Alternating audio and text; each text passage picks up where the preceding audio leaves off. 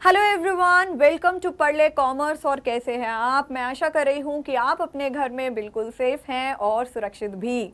तो आज हम करेंगे बेसिक अकाउंटिंग टर्म्स का लेक्चर नंबर 4, जो होगा हमारा आखिरी लेक्चर इस चैप्टर पर। देखिए, मैंने आपके कमेंट सेक्शंस को देखा और मैंने देखा कि देयर वाज सर्टेन डाउट। तो चलिए 1 मिनट में पहले वो डाउट क्लियर कर देती हूँ। किसी ने कहा सैलरी को एक्सप्लेन करिए। सैलरी का मतलब क्या है? सैलरी क्या है? एक्चुअली सैलरी हमारा एक्सपेंस है। सैलरी क्या है? हमारा एक्सपेंस है। यस और नो? सैलरी क्या है? हमारा खर्चा है ना? तो खर्चा है किसका? फर्म का। राइट और रॉन्ग? करेक्ट है। और सैलरी अगर जाएगी तो वो क्या है? खर्चा है। अब किसी ने बोला इनकम क्या है? इनकम क्या है? मतलब कि मैंने फॉर एग्जाम्पल गुड्स को बेचा। ठीक है, मैंने गुड्स को बेचा। ठीक है, फॉर एग्जाम्पल आज की डेट लिख लेते हैं। चलो, फॉर एग्जाम्पल आज क्या है? 28 ऑफ जून है। ठीक है, 28 ऑफ जून है और यू कैन से कि 29 ऑफ जून है, जो भी है। ठीक है, अब यहाँ पर 28 ऑफ जून में आपने 100 रुपीज का क्या करा? कुछ बेचा है। ठीक है, लेकिन आपके एक्सपेंस जो आपने कॉस्ट ऑफ गुड्स सोल्ड करे हैं, कॉस्ट ऑफ गुड्स सोल्ड ये 100 है, लेकिन आपका क्या है? कुछ एक्सपेंस भी हुआ है, खर्चा भी हुआ है, दैट इज 50 रुपीज। तो आपका खर्चा ही हो गया। ठीक है, 50 रुपीज तो आपका खर्चा ही हो गया। तो इनकम क्या हो गई? इनकम होती है हमारी 100 माइनस 50, दैट इज 50। ये हमारी इनकम हो गई। अब देखो, किसी ने कहा कि गेन का मतलब क्या है? गेन का मतलब क्या है? गेन का मतलब है बेटा, मैंने कहा कि 12 लाख की मशीन है। पहले तो मैं डाउट सॉल्व कर रही हूं 5 मिनट्स में। ठीक है, अगर 12 लाख की कोई मशीन है, क्या है? मशीन है। ठीक है, और फॉर एग्जाम्पल आपने क्या करा? उसे 14 लाख की बेच दी। 14 लाख की आपने उस मशीन को सेल कर दिया। ठीक है, तो 2 लाख अगर जो बचेगा, मतलब कि जो आपने बेचा, ठीक है, और कॉस्ट कितनी थी? तो 2 लाख आपका गेन हुआ। प्रॉफिट नहीं है ये। प्रॉफिट क्यों नहीं है? क्योंकि बिजनेस की ट्रांजैक्शन में नहीं है ये। आइडेंटिकल है, हाँ ये बिजनेस का पार्ट है, लेकिन बिजनेस प्रॉपर्टी का नहीं है। अचानक से आपको गेन हो गया है, अचानक से आपके पास पैसे आ गए, आपने मशीन बेची और 12 की थी, वो 14 लाख की बिक गई बाई चांस। लेकिन ये नहीं है कि आपका बिजनेस ही वो है, बिल्डिंग है। मतलब आइडेंटिकल है तो पार्ट बिजनेस का, लेकिन business transaction related, directly related नहीं है। तो दैट इज कॉल्ड गेन। अब आप कह रहे हो गेन और प्रॉफिट में फर्क क्या होता है? देखो बेटा, प्रॉफिट का मतलब क्या है? प्रॉफिट का मतलब क्या है? Total income minus total expenses. ठीक है, total expenses that is also called expenditure. ठीक है, अभी हम देखेंगे। अब प्रॉफिट साल में सिर्फ एक बार काउंट होता है। प्रॉफिट जो होता है वो साल में सिर्फ एक बार ही काउंट होता है और उसे हम P&L अकाउंट में डालते हैं। ठीक है, अब यहां पर क्या है? यहां पर जब मैं इनकम कह रही हूं, इनकम हमारा जैसे आज बेचा, कल बेचा, इतने का प्रॉफिट हुआ, इतने का प्रॉफिट हुआ, that is called our income. क्यों? ये हमारी इनकम है, रोज की इनकम है, ताजी इनकम। लेकिन अगर हमें देखना है कि प्रॉफिट क्या है, प्रॉफिट साल में एक बार कैलकुलेट होता है। ठीक है, तो गेन का मतलब क्या है? गेन मतलब आइडेंटिकल टू बिजनेस है, लेकिन बिजनेस का पार्ट भी नहीं है, डायरेक्टली प्रोपोर्शनल टू बिजनेस नहीं है। It is just identical. आपने बेच दी मशीन, आपको नहीं लेनी थी, आपने बेच दी। अब वो बाई चांस 12 लाख की लग रही थी, आपको 14 की बिक गई, तो वो गेन हो गया। वो प्रॉफिट थोड़ी है आपका, क्योंकि वो आपका बिजनेस मशीन बेचना खरीदना थोड़ी है, और साल में एक बार ही प्रॉफिट कैलकुलेट होता है। ठीक है, तो ये डाउट आपके क्लियर हो गए। अब आगे हम चलते हैं, क्या जहां पर हमने छोड़ा था। कहां छोड़ा था? ट्रेड डिस्काउंट पर। अब सबसे पहले ये बताइए डिस्काउंट का मतलब क्या होता है? सबसे पहले अब आप ये बता दीजिए डिस्काउंट का मतलब क्या है? डिस्काउंट मतलब होता है कोई छूट प्राप्त करना। डिस्काउंट का मतलब क्या है? कोई छूट प्राप्त करना। ठीक है, तो थोड़े बहुत टर्म्स मुझे दिख रहे हैं कि रह गए हैं समझाने के लिए। ठीक है, तो मैं बस वही समझाने की कोशिश कर रही हूँ आपको। अब देखिए डिस्काउंट क्या है, डिस्काउंट मतलब छूट है।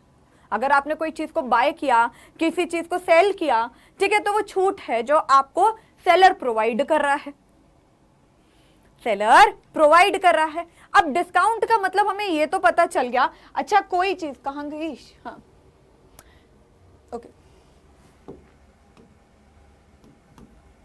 तो डिस्काउंट का हमें ये तो पता चल गया कि अच्छा कोई फॉर एग्जाम्पल कोई चीज 100 रुपीज की थी लेकिन हमें 90 रुपए की मिल गई, हमें 90 रुपीज की मिल गई, तो जो डिफरेंस 10 रुपीज का आया that is our discount, that is our discount. कि 100 रुपए की चीज हमें मिली 90 की, तो इट मीन 10 रुपए बच गए, जो बच गया अमाउंट वो होता है डिस्काउंट, है ना। जो बच गया, जो हमें पे नहीं करना पड़ा, वो क्या है, वो डिस्काउंट हो गया। अब डिस्काउंट जो होते हैं वो बेटा 2 टाइप्स के होते हैं, ठीक है, डिस्काउंट जो होते हैं वो 2 टाइप्स के होते हैं। अब ये जो 11th की अकाउंटेंसी है वो बहुत इंटरेस्टिंग है, अगर कोई भी पढ़ना चाहे ना आराम से पढ़ सकता है अकाउंट्स, ठीक है ओके। तो यहां पर पहला होता है हमारा ट्रेड डिस्काउंट, ट्रेड डिस्काउंट, ठीक है, और दूसरा होता है हमारा कैश डिस्काउंट।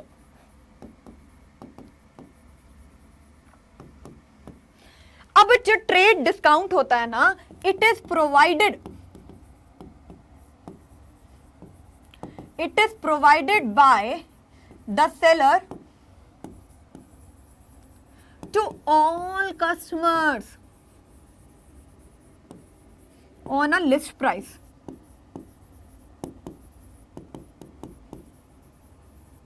ठीक है। और यहां पर ट्रेड डिस्काउंट का मतलब क्या है कि ये जो है वो कस्टमर को मतलब हर कस्टमर को दुकानदार देता है, वो कहता है अच्छा तुम 100 रुपए का माल लेने आए, चलो 90 का दूंगा सबको। तो यहां पर जो ये ट्रेड डिस्काउंट होता है वो एक जो सेलर है, जो बेचने वाला है, वो हर कस्टमर को दे रहा है, तो उसे आपको बुक्स ऑफ अकाउंट्स में नहीं रिकॉर्ड करना। तो यहां पर हम ये लिख सकते हैं, it is not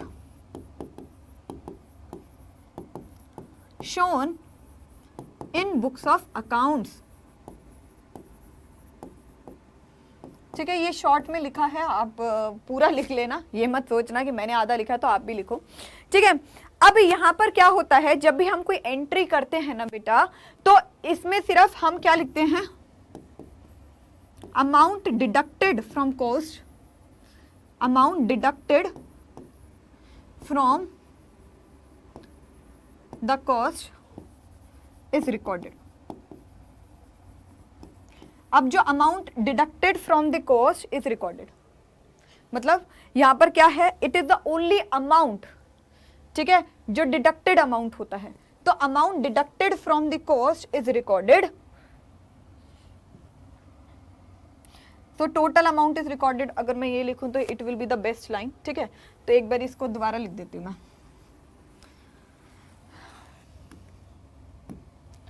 so total amount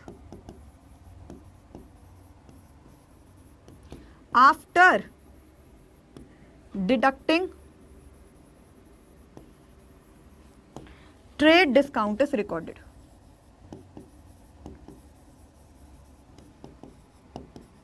अच्छा आपको ना यहाँ पर थोड़ा सा प्रॉब्लम आ रहा होगा कि क्या मतलब है, मैं एक प्रैक्टिकल क्वेश्चन दूंगी इस पर, आपको समझ में आ जाएगा। और वो क्वेश्चन ठीक कर लिया था ना, जो 770 आना था गलती से 870 लिख दिया था मैंने, है ना। तो थोड़ा सा खुद भी लिख लिया करो, ठीक है, अगर मेरे से गलती हो जाती है तो मैं माफी मांगती हूँ। अब जो कैश डिस्काउंट होता है, कैश डिस्काउंट कब पे करा जाता है, ये कैश डिस्काउंट तब पे किया जाता है जब पेमेंट जो होती है वो कैश में की गई हो, ठीक है। तो यहाँ पर क्या है, कैश डिस्काउंट को अगर हमें लिखना है तो हम बेटा क्या लिखेंगे, it is provided on cash payment, ठीक है, it is provided on cash payment, ठीक है। मतलब क्या है, अगर एक वर्ड आपको आपकी बुक में दिखेगा जो होगा प्रॉम्प्ट पेमेंट, प्रॉम्प्ट पेमेंट मतलब वही है, प्रॉम्प्ट पेमेंट मतलब जब आपको कहा हो कि देखो, प्रॉम्प्ट पेमेंट मतलब अगर आप 15 डेज में पैसे मेरे को कैश में दे देते हो तो आपको सर्टेन डिस्काउंट मिलेगा, ठीक है, तो आपको सर्टेन डिस्काउंट मिलेगा। This is called prompt payment. अगर आपको टाइम लिमिट दे रखा हो कि इतने टाइम लिमिट में आपको क्या करना है, पैसे दे देने हैं, तो आपको डिस्काउंट मिल जाएगा। ठीक है, तो it is recorded after, it is, यहां पर देखो, it is deducted after, it is deducted after trade discount. ठीक है, ट्रेड डिस्काउंट के बाद डिडक्ट होती है और it is shown separately in the books of account.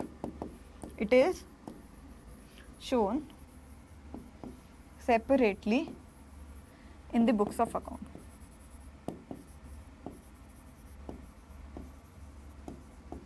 ठीक है, अभी मैंने ना आपको बिल्कुल बेस के टर्म्स बताए हैं। ठीक है, अगले लेक्चर में जब हम अकाउंटिंग टर्म करेंगे तो आपको और ज़्यादा समझ में आएगा, लेकिन अभी मैं आपको बताऊं फॉर एग्जाम्पल। ठीक है, एग्जाम्पल देखो इस पर। ठीक है, अब आपने करे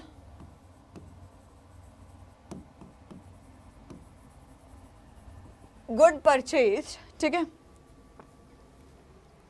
good purchase from X of ₹20,000। ठीक है, ओके, गुड्स, पहली entry, second entry, good purchase from X at of ₹20,000 at 10% trade discount, at 10% trade discount. Third,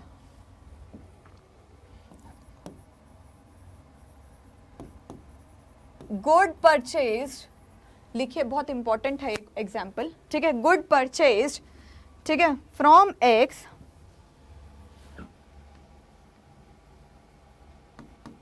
of ₹20,000 at 10% cash discount, at 10% cash discount. ठीक है, हैंड राइटिंग देखो यार ऐसी आती है मेरी, लेकिन हाँ आपको इतनी तो समझ में आ जाएगी कि विजिबल है। ठीक है, मैं कोशिश कर रही हूँ मैं अच्छी अच्छी हैंड राइटिंग आपके लिए लिखूँ। ठीक है, ओके।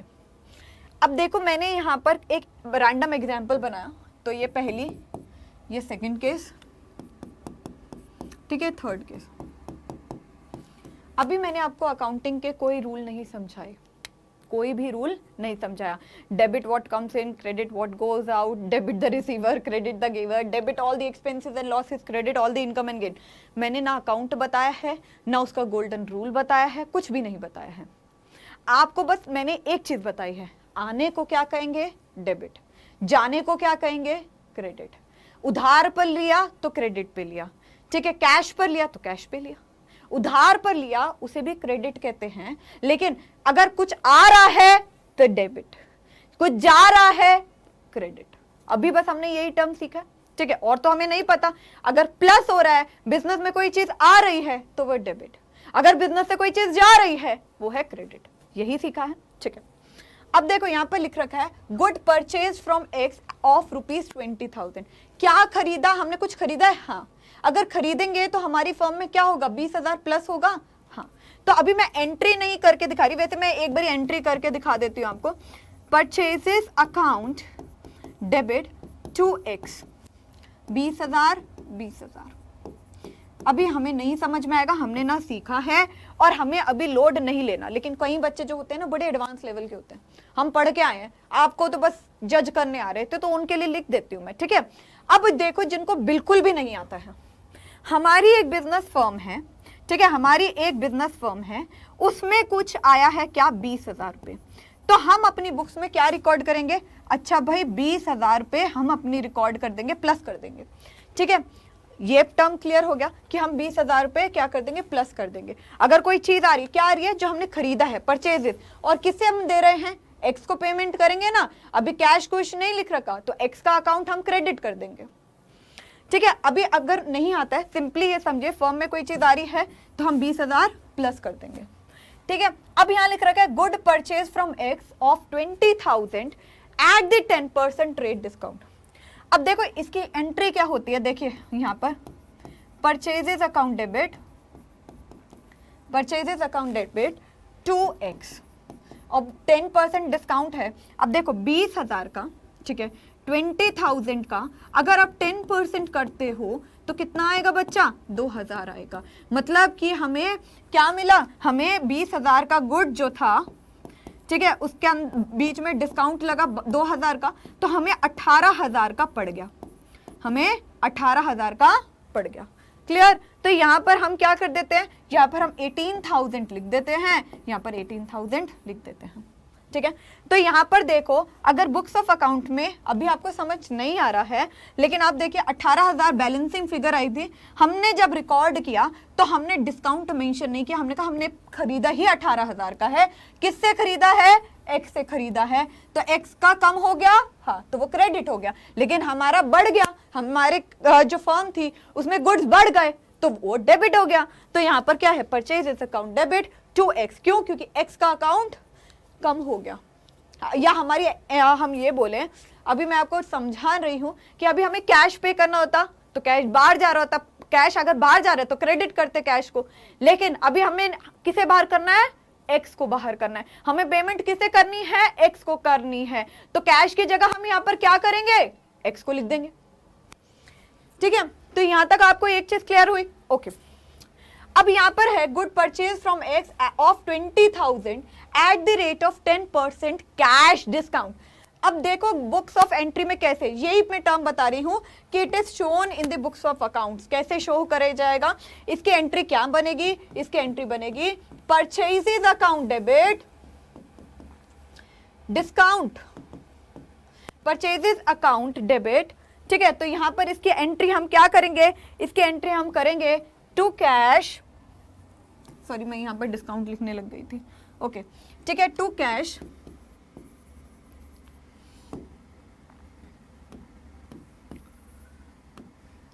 अलग पेन यूज कर लेती हूं, टू कैश, ठीक है, ओके, टू डिस्काउंट। अब हमने किसी से खरीदा है तो उसने हमें डिस्काउंट दिया है, तो डिस्काउंट दिया है तो हम लिखते हैं डिस्काउंट रिसीव्ड। ठीक है, तो यहां पर अब हम क्या लिखेंगे, 20,000 लिखेंगे बेटा।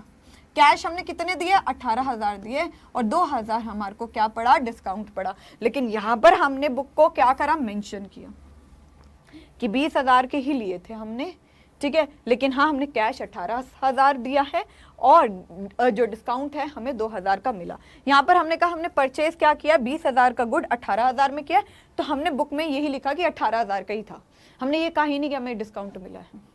लेकिन यहाँ पर हमने कहा हाँ हमने खरीदा 20,000 का, ठीक है, और हमारे को क्या मिला, 18,000, और डिस्काउंट हमें रिसीव हुआ कितना, 2,000 का।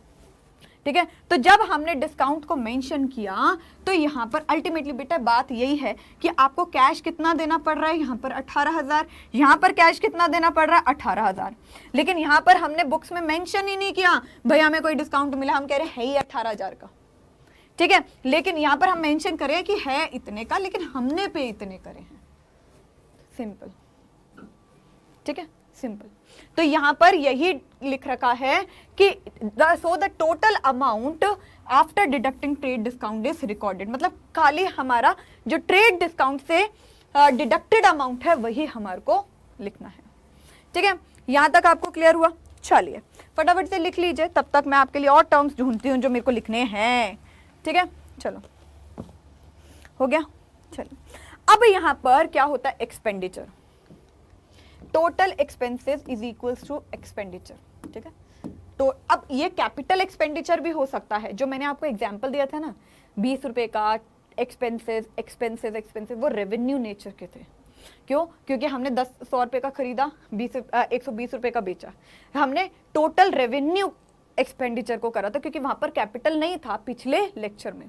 लेकिन अब हम देखते हैं कि टोटल एक्सपेंसेस एक्सपेंडिचर होते हैं और उसको भी हम डिवाइड करते हैं कैपिटल और रेवेन्यू और डिफरीड रेवेन्यू एक्सपेंडिचर में।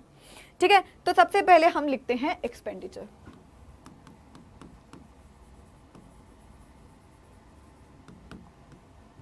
क्या लिखते हैं, एक्सपेंडिचर। अब एक्सपेंडिचर क्या है लिखिए, पहले क्वेश्चन का अगर किसी का रह गया,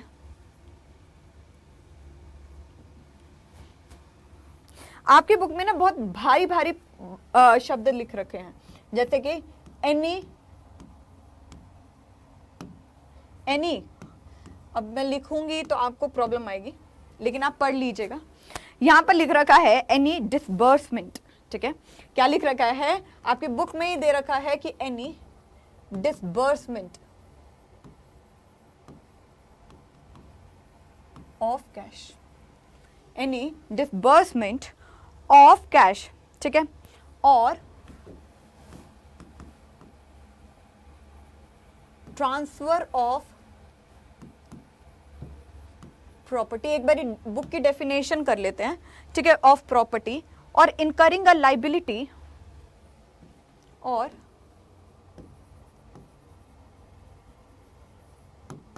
करिंग अ लाइबिलिटी, और incurring a liability for the purpose of acquiring liability, for the purpose, एक बारी लिख लो यार ये बुक वाली, purpose of acquiring assets, ठीक है, good services,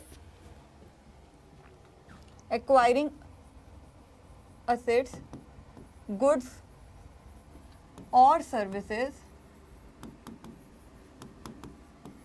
is called expenditure।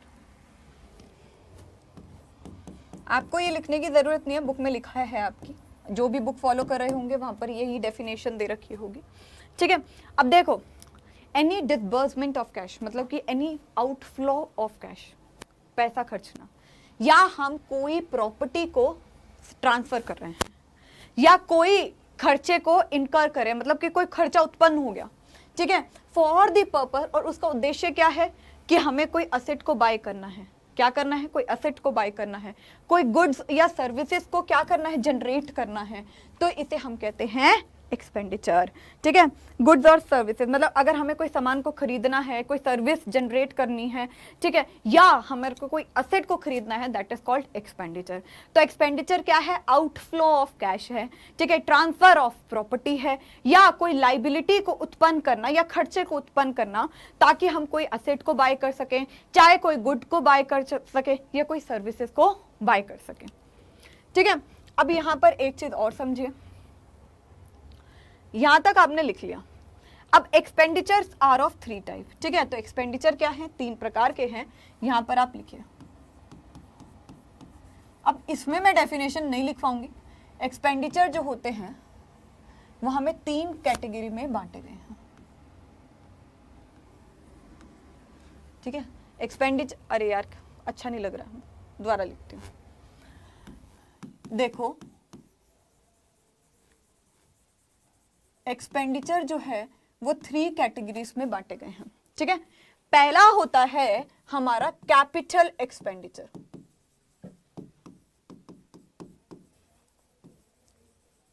क्या होता है? Capital expenditure.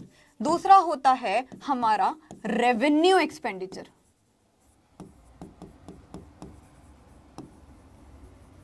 और तीसरा होता है हमारा डिफरीड रेवेन्यू एक्सपेंडिचर।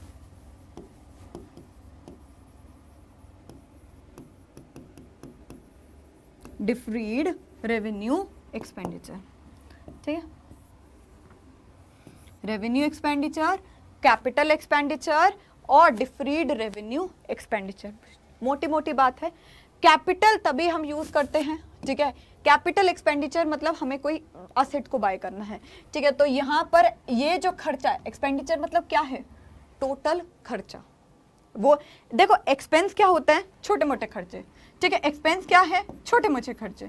लेकिन इन एक्सपेंसेस को अगर आप बहुत बड़ा अमाउंट है तो दैट विल बी एक्सपेंडिचर, ठीक है।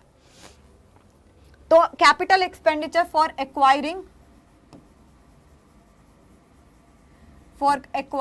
असेट्स। तो कैपिटल एक्सपेंडिचर क्या हो गया? Acquiring assets. रेवेन्यू एक्सपेंडिचर क्या होता है? रेवेन्यू एक्सपेंडिचर क्या होता है बताइए। अगर आपको कैपिटल समझ में आ रहा है, रेवेन्यू मैंने क्या बोला? खर्चा है, ठीक है। असेट को एक्वायर करना है, लेकिन मेंटेनेंस के, अब आपने क्या किया? आपने असेट्स को एक्वायर कर लिया, असेट है आपके पास ऑलरेडी है, लेकिन इस असेट के लिए आपको मेंटेनेंस चाहिए, है ना। आपने कोई मशीन ली, अब उसको मेंटेनेंस तो चाहिए ना।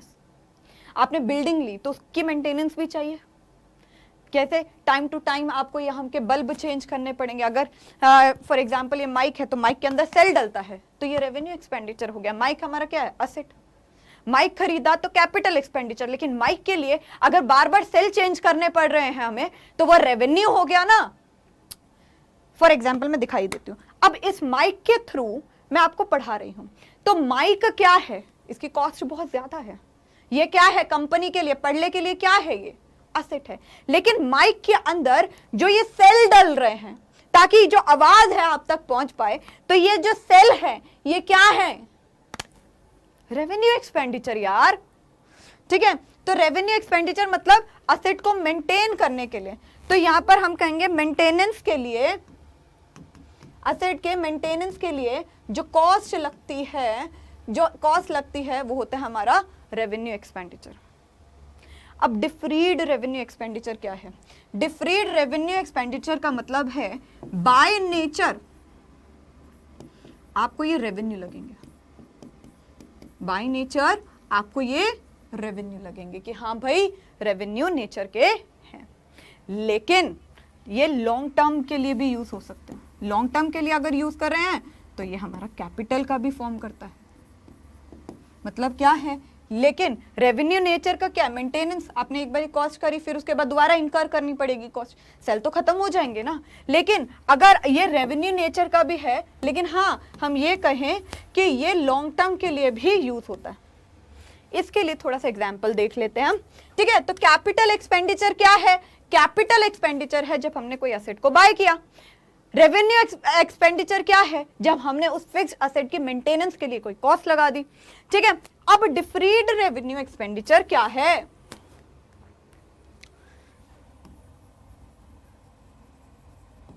डिफरीड रेवेन्यू एक्सपेंडिचर, डिफरीड रेवेन्यू एक्सपेंडिचर। अब आप एक चीज देखो, एडवर्टाइजमेंट। आपने क्या करी? अपने प्रोडक्ट की एडवर्टाइजमेंट करी। ठीक है, आपने कहा कि advertisement for example like cost है इसकी 2 लाख। आपने 2 लाख रुपए एडवर्टाइजमेंट पे खर्च कर दिया, एडवर्टाइजमेंट पे खर्च कर दिया। आप कहोगे अच्छा ये तो रेवेन्यू है, क्योंकि हमें प्रोडक्ट के लिए बार बार एडवर्टाइजमेंट तो करनी पड़ेगी, मशहूरी तो करनी पड़ेगी। ओके, मैंने आपको कहा कि अगर आप 2 लाख लगाते हो तो इसका जो बेनिफिट है ना, इसका जो लाभ है, आप कम से कम 4 साल तक उठा सकते हो। 4 इयर्स तक आप इसका बेनिफिट उठा सकते हो। ठीक है, आपने 2 लाख एडवर्टाइजमेंट पर लगा दिए तो 4 साल अब आपको एडवर्टाइजमेंट पे लगाने की जरूरत नहीं है, क्योंकि 4 साल ये अपने आप आपकी एडवर्टाइजमेंट कर देगा और आपके प्रोडक्ट जो है उसकी मशहूरी होती रहेगी। ठीक है, ओके ओके। अब देखो पर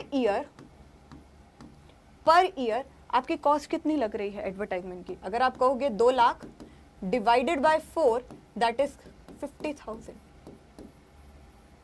ठीक है, दैट इज 50,000, मतलब 50,000 रुपीज पर ईयर। तो इसे बुक्स ऑफ अकाउंट्स में कैसे रिकॉर्ड करोगे? इसे रिकॉर्ड कैसे करोगे? क्वेश्चन इज दिस, रिकॉर्ड कैसे करोगे? देखो, पहले ईयर में आप इसे एक्सपेंस दिखाओगे, फर्स्ट ईयर में। रुको रुको रुको रुको, ठीक है, देखो मैं अलग पेन यूज कर रही हूँ कि हम रिकॉर्ड कैसे करेंगे। फर्स्ट ईयर में इसे रिकॉर्ड कैसे करेंगे, सेकंड ईयर में इसे रिकॉर्ड कैसे करेंगे, ठीक है, और थर्ड ईयर में इसे रिकॉर्ड कैसे करेंगे, और फोर्थ ईयर में इसे रिकॉर्ड कैसे करेंगे। ठीक है, देखो पहले साल में अगर मैं आपको कहूँ, ठीक है, पहले साल में अगर मैं आपको कहूँ तो हमारा एक्सपेंस कितना है? एक्सपेंस है हमारा 50,000 का, तो एक्सपेंसेस रिकॉर्ड ये करोगे। लेकिन जो 1,50,000 है ना, ये हमारा क्या है? ये हमारा असेट है। क्यों? प्रीपेड बोल लो एक तरह से, क्यों? क्योंकि हमने अभी ये इससे बेनिफिट हमें 3 साल तक मिलेगा। तो ये जो है 1,50,000 ये हमारा असेट है और ये हमारी 1,50,000 असेट बैलेंस शीट में, ठीक है, लिखा जाएगा। अभी हमें बैलेंस शीट नहीं पता कैसे बनाते हैं, no problem in that case, लेकिन असेट में क्या होता है, एक कॉलम होती है लाइबिलिटीज और दूसरा कॉलम होता है असेट, तो ये असेट कॉलम में लिखा जाएगा। ठीक है, ठीक है। और ये जो 50,000 mm ये कहाँ लिखा जाएगा, ये क्या कहाँ लिखोगे, ये P&L अकाउंट में लिखोगे, that is profit and loss account में। ठीक है, तो ये जो 50,000 का है ये कहाँ लिखा जाएगा, ये लिखा जाएगा P&L अकाउंट में। समझे, किस में लिखा जाएगा, P&L अकाउंट में। ओके, अब यहाँ पर भी यही है, सेकेंड ईयर में क्या लिखोगे आप, एक्सपेंस दिखाओगे, कितने का दिखाओगे, फर्स्ट ईयर वाला 50,000 का दिखाओगे, नहीं, आप एक्सपेंस दिखाओगे 50,000 का है। ठीक है, लेकिन हाँ 1,50,000 कितना बचा, ये हमारे असेट्स हैं और ये हमारी लाइबिलिटीज, असेट्स में बैलेंस शीट में आएंगे। P&L अकाउंट क्या होता है, जो प्रॉफिट और लॉस बताता है। तो साल का हम कर रहेंगे लास्ट में कि ये जो है ये हमारे लाइबिलिटी है, प्रॉफिट एंड लॉस अकाउंट में क्या होता है। ठीक है, तो ये हम 50,000 कैसे बोलेंगे, as it is an expense. ये नॉमिनल टाइप का रूल होता है, लेकिन मैं आपको बाद में बताऊंगी, इसमें मैं आपको अभी कह सकती हूँ कि मैं जोर नहीं डालना चाहती दिमाग में, बस हम ये कहेंगे एक्सपेंस है, प्रॉफिट एंड लॉस अकाउंट में जाएगा। ठीक है, क्या होता है प्रॉफिट एंड लॉस अकाउंट, जो प्रॉफिट या लॉस को रिकॉर्ड करता है। अभी और कुछ नहीं सीखना है, हमें ये पता करना है कि अच्छा एक्सपेंस ये है तो 1.5 लाख हमारा असेट हो गया। ठीक है, तो थर्ड ईयर में अगर कितना हुआ, यहाँ पर भी 50,000 और हमारे पास कितना बचा, सॉरी यहाँ पर 1 लाख बचेगा ना, हाँ, तो हमारा 50,000 हमारे पास जो बचेगा वो हम असेट्स के लिए करेंगे। और फोर्थ ईयर में जो ये हमारा 50,000 है, ठीक है, वो जाएगा और असेट में 0 वैल्यू जाएगी। तो ये जो खर्चा हमारा हुआ है that is called deferred revenue expenditure. ये क्या है, ये हमारा डिफरीड रेवेन्यू एक्सपेंडिचर है।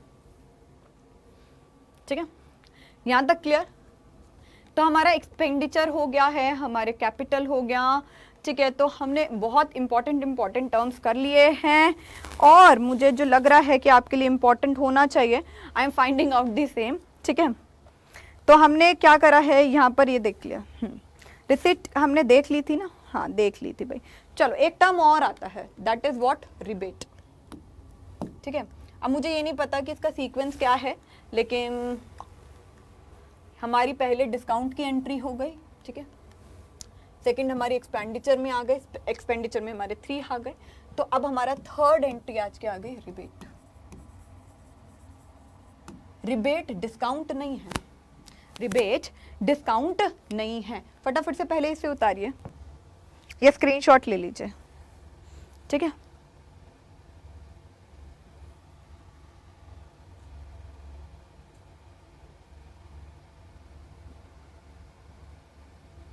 ठीक है, तो यहां पर लिखिए रिबेट का मतलब क्या है, reduction in the amount, reduction in the amount allowed by the seller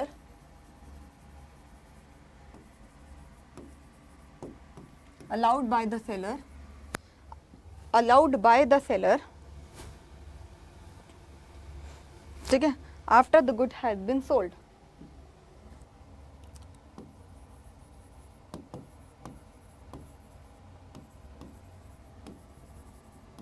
तो यहां पर बोलेंगे हम कि यहां पर अमाउंट इन द रिडक्शन, ठीक है, reduction in the amount allowed by the seller after good has been sold. तो हम यहाँ पर ये भी बोल सकते हैं reduction in the amount to be paid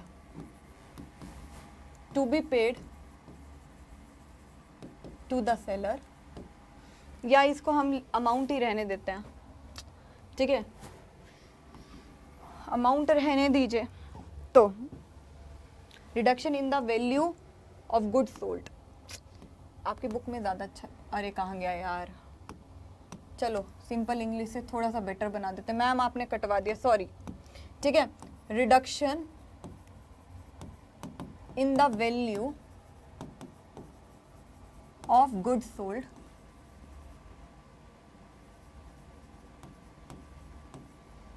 ठीक है, और that is allowed by the seller after the good has been sold. Allowed by the seller. ठीक है, चलो अब देखो, reduction in the value of good sold allowed by the seller after the good has been sold.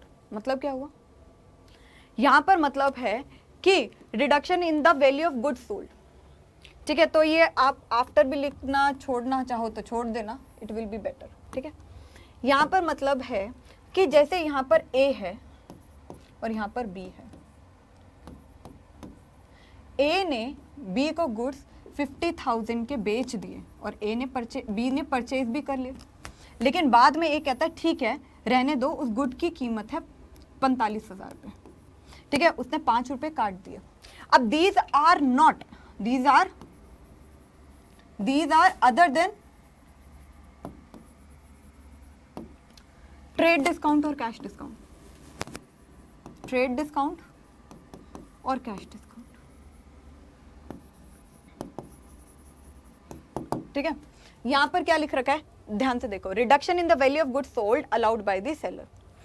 बेटा यहां पर ए अगर B को कुछ बेच रहा था 50,000 में, बी ने तो खरीद लिया, तो बी की बुक में तो एंट्री हो गई ना, परचेजेस अकाउंट डेबिट। ठीक है, purchases account debit to A in books of B. ठीक है, इन बुक्स ऑफ बी।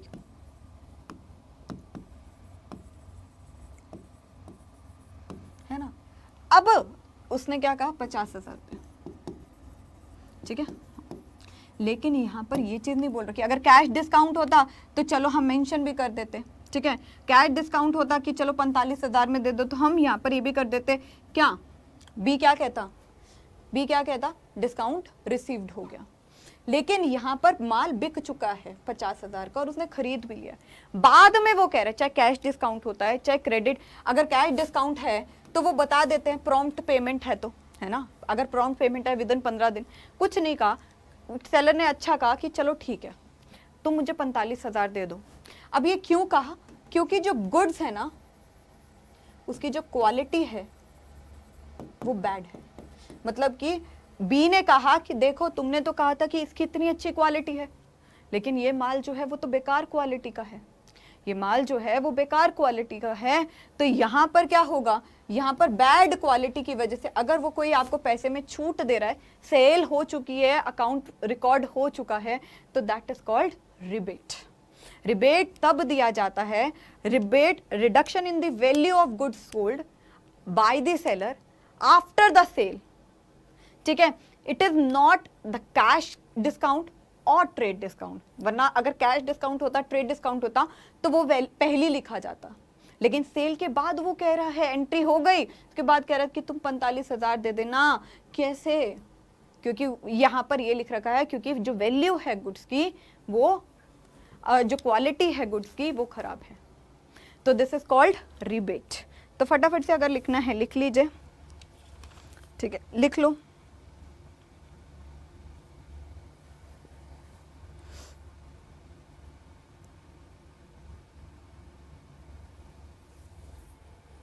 अब एक बच्चे ने डाउट में लिखा था मुझे, फोर्थ, एंटिटी क्या है। आप एंटिटी कहते हो, एंटिटी का मतलब क्या है? Question is this. देखो बच्चा, एंटिटी एक इकोनॉमिक यूनिट है। इकोनॉमिक यूनिट मतलब पता है? इकोनॉमिक यूनिट का मतलब क्या है? जिसका काम है इनकम जनरेट करना, जिसका काम है पैसा कमाना, है ना। तो एंटिटी एक इकोनॉमिक यूनिट है for generating income, for generating incomes.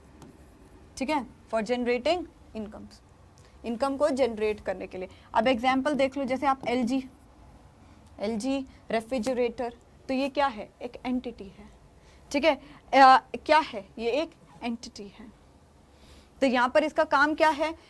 Economic unit for generating incomes. ठीक है, तो एंटिटी का मतलब क्या है? इकोनॉमिक यूनिट जो फॉर्म करती है, ठीक है, फॉर अर्निंग इनकम। अब इनकम भी वो कैसे देगी बेटा? या तो वो क्या करेगी? प्रोवाइड करेगी सर्विस को, ठीक है, या वो सेल करेगी गुड्स को। तो या तो वो गुड्स को बेचेगी, या हम यहां पर ये कह सकते हैं जैसे कि हमने कहा गुड्स को बेचेगी, तो दिस इज कॉल्ड क्या, इलेक्ट्रॉनिक्स में हम यहाँ पर विप्रो वगैरह भी लिख सकते हैं एग्जाम्पल में, ठीक है। तो दिस इज कॉल्ड एंटिटी। तो ये एक इकोनॉमिक यूनिट है जो जनरेट करती है इनकम को, कैसे, सर्विस को प्रोवाइड कर कर या गुड्स को बेच कर। फटाफट लिख लीजिए।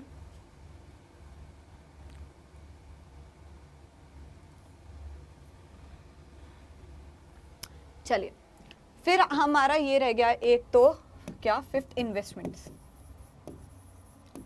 इन्वेस्टमेंट का मतलब क्या है?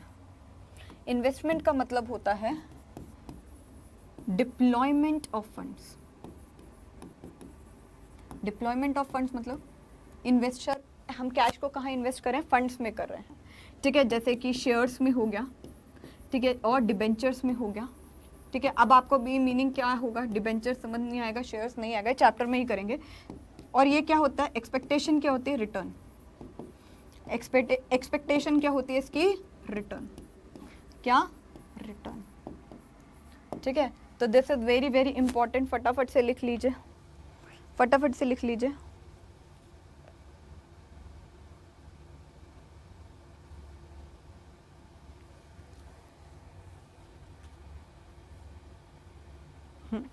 अब यहाँ पर फिफ्थ के बाद हमने वैसे कर लिया है सिक्स्थ, लेकिन एक बच्चे को डाउट था तो मैं इनका करा देती हूँ। रेवेन्यू का मतलब क्या होता है? कोई बच्चा मुझे फटाफट से कमेंट सेक्शन में बताए, ठीक है। एक बच्चे का डाउट है कि रेवेन्यू क्या है, ठीक है, रेवेन्यू क्या है। देखो बेटा, रेवेन्यू का मतलब क्या है, अगर कोई आपकी इनकम आ रही है वो रेकरिंग नेचर की है। क्या है, रेकरिंग नेचर की है। अब रेकरिंग नेचर का मतलब क्या होता है? रेकरिंग नेचर का मतलब होता है कोई जो हमारी इनकम है वो रेगुलर इनकम आ रही है। क्या, रेगुलर इनकम है, ठीक है। तो रेगुलर इनकम आ रही है कैसे, फ्रॉम सेल ऑफ गुड्स, मतलब कि हम माल को बेच रहे हैं या सर्विस प्रोवाइड कर रहे हैं। तो रेवेन्यू मतलब कोई इनकम जो जनरेट हो रही है वो है रेकरिंग नेचर की, दैट इज रेगुलर इनकम। तो यहाँ पर अमाउंट कैसे हो गया, हमने कोई अमाउंट रिसीव किया, फॉर एग्जाम्पल मैंने कहा हमने यहाँ पर अमाउंट को रिसीव्ड किया, ठीक है। अमाउंट को कैसे रिसीव किया, हमने कैसे किया, सेल ऑफ गुड्स, ठीक है, या सर्विस प्रोवाइड कर कर, या सर्विसेज प्रोवाइडेड। तो अमाउंट कैसे रिसीव होगा, या तो हमने सर्विसेज प्रोवाइड करी हैं या हमने सेल ऑफ गुड किया है, ठीक है। फिर हमारा एक और आ जाता है, that is called turnover. Turnover मतलब क्या होता है? टर्नओवर का मतलब होता है total sales made in a year. पूरे साल में जितनी हमने सेल्स करी हैं, that is called turnover, that is called turnover. लिख लिया। अब जैसे कि हमने यहां पर करा इनसॉल्वेंट, हमने पढ़ा था, मतलब कि हमने देखा था कि कोई एक बिजनेस एंटरप्राइज है जो अपने कर्जों को नहीं पे कर पा रही है, ठीक है। तो यहाँ पर एक बच्चे ने ये भी पूछा कि सॉल्वेंट और इंसॉल्वेंट का मतलब डिफरेंस बता दो, सॉल्वेंट या इंसॉल्वेंट, ठीक है। सॉल्वेंट मतलब it is an enterprise. Solvent अगर एक पर्टिकुलर इंसान है तो वो एक सॉल्वेंट व्यक्ति कैसे हुआ, जब अपने डेट को पे कर रखा है। लेकिन अगर कोई एंटरप्राइज है या कोई एंटिटी है तो हम यहाँ पर बोलेंगे it is an enterprise which is in the position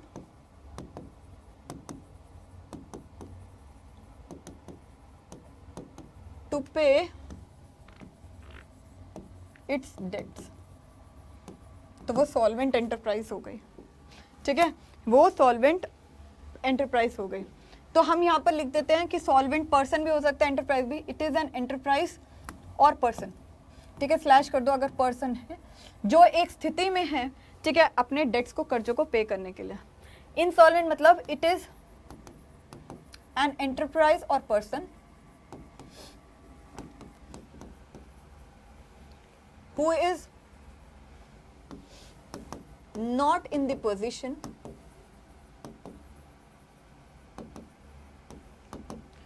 to पे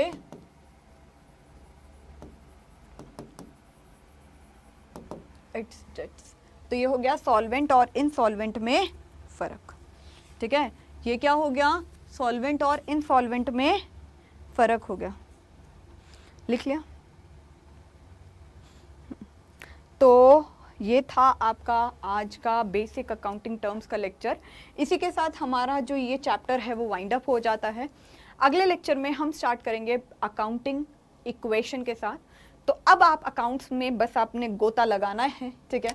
बस हमने जो बेसिक वर्ड्स थे उसे जान लिया है। अब इसके बाद हमारा मेन अकाउंटेंसी शुरू हो जाता है। तो होप आपको ये लेक्चर अच्छा लगा हो। कमेंट सेक्शन आपके लिए खुला है अगर आपको कोई डाउट हो। चलिए, thank you so much everyone. पढ़ ले कॉमर्स के साथ बने रहिए। वीडियो को लाइक ज़रूर कर दीजिए, ठीक है। चैनल को सब्सक्राइब, वीडियो को शेयर करना मत भूलिए। तो चलिए, thank you so much everyone. ध्यान रखिएगा अपना। Bye bye, take care.